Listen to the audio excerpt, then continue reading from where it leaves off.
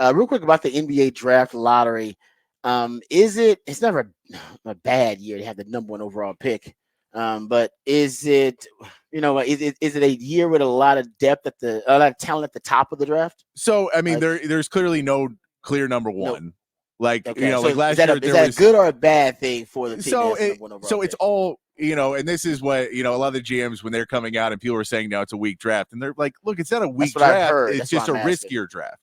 So there's Okay. still going to be really good players in this draft most likely, and there'll be good, but you don't necessarily It ain't obvious. there's It's no not one that you obvious. pick and say that's going to be a star player because Yeah. there's a lot of guys at the top of this draft you could pick and they'll be probably 2 or 3 out of the top 10 picks will get out of the league in the next 4 years. 4 or 5 years will be kind of washed out. Like there's just a lot of players like that where the ceiling's really high, but you don't know. There's guys that have clear flaws. Like there's really good offensive players. They don't really play defense. There's defensive players who don't really play a lot of offense. And I so got you. they can't shoot and stuff. So there's No just a well lot of players rounded. where if you Yeah. find the right guy that fits into what you want to do, then you can get the right player. It's just a little bit riskier than, okay, we know these are, normally there's a top 3 or a top 5. And you kind of go, these guys are at another level. There's just a lot of guys kind of around that range. And so if you look around, like mock drafts, a bunch came out yesterday, you'll see guys going from 15th to 2nd. You know what I mean? Like there's people Wow. depending on what The what range. people Yeah. value Yeah. or what they think is going to be big. You'll see different players, and I it's the ones that I can tell don't understand how Spurs basketball works or really how basketball should work in itself. Is everyone who just has Spurs and every single thing goes, well, they're going to draft this guy because Wemby's going to play defense, so they don't need to draft a defensive player, and they can draft this guy because Wemby will play defense. Like that's not how Yeah. basketball works. That's not how it works. That you're just like, well, Yeah, one guy. Wemby will That's play it. all 5 guys He takes, defensively. he takes care of the defense.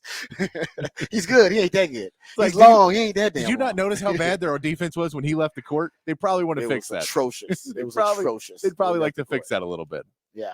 Yeah. No, it's a good point. Yeah, I've heard that. That's why I wanted to get your thoughts about how weak the draft is. It's No, not but a I mean, great. the Texas teams But if did you're the well. Rockets, it's great to be. What, a drafted number Well, because 3? you're now at 3, so you can say now we're going to get a pick what we want versus being at Yes. 8, where we can still get a decent talent, but it's we got to go after Slimmer pickings. Yeah, and so Yeah. you don't know if you're going to get there. You have to draft more on best player available as where you could probably find something that maybe fits a want or a need for you a little bit more. If you want to add some more front court depth, you could probably get a big at that position where maybe a big, you'd have to reach a little bit further to grab one at 8. So it's big for them. And for the Spurs to get 2 picks, Yeah, 4 and 8. because the Right. Toronto True. pick, if they would have stayed at 6 or moved up, would have stayed with Toronto, was top 6 protected.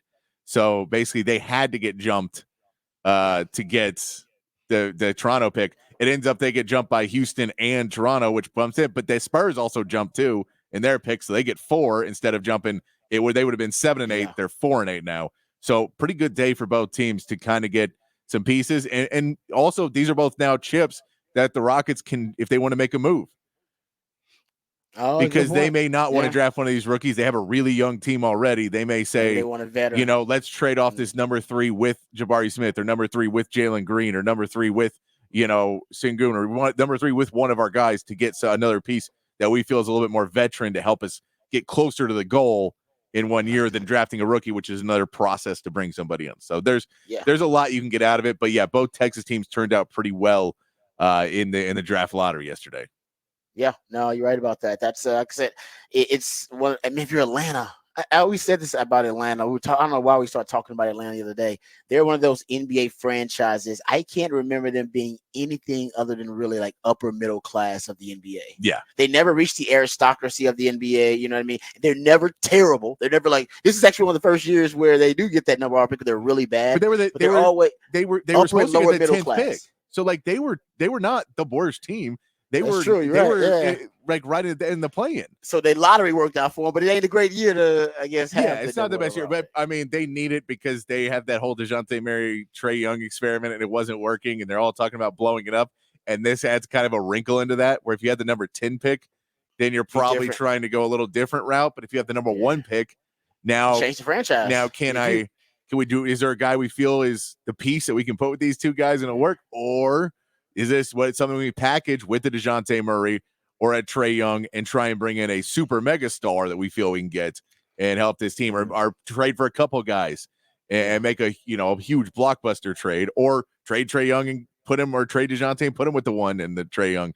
Like, there's just a lot of options that they have now, being the 1 pick versus right. the 10th pick, because that's a huge difference. Point. Yeah, no, you're right about that. Yeah, so even this year, I was gonna say that's why we were talking about it, right? Because they had the early exit from the playoffs. That's why we were talking about Atlanta. Yes, it's just weird. Atlanta's always been that team, even as far back as I can remember being an NBA fan. They're always middle class, either lower middle class or upper middle class, which is the worst place to be in the NBA, really. Because even with you like want to be Dominique, really good or really bad. Yeah, like even with Dominique and Kevin Willis and some of those guys, they had decent teams, but they were never great. They could never compete on the high levels with, they were never a dynasty or running with the guys when there was dynasties running around, like the Celtics and the Lakers and the Bulls. Yeah. They just could never compete on that level. Yeah, no, it is. It's